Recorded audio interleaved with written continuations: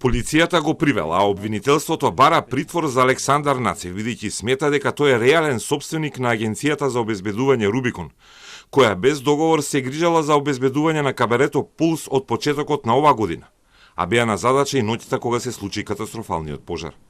Нацев во истрагата за Кочани е осомничен за тешки дела против општата сигурност и дека во континуитет активно раководел со планот и начинот за давање на услугата обезбедување на кабарето преку Агенцијата Рубикон.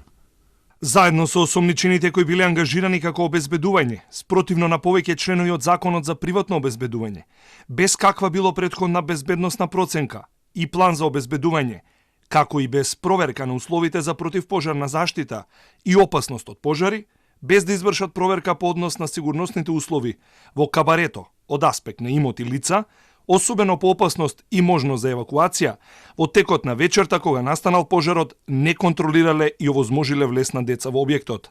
Не воделе грижа за преполнетоста на капацитетот за посетители во објектот.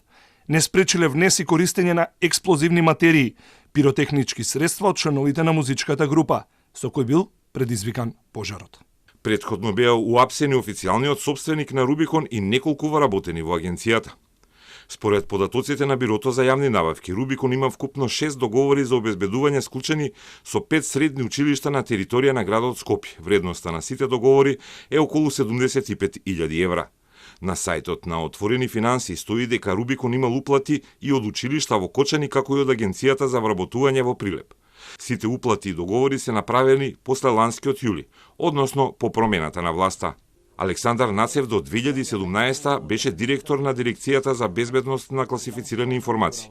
Тој е универзитетски професор, во моментот ангажиран на Воената академија во Скопје. Нацев претходно беше и активен партиски член на ВМРО ДПМН и додека партијата беше во опозиција, имаше пресконференции на безбедносни теми.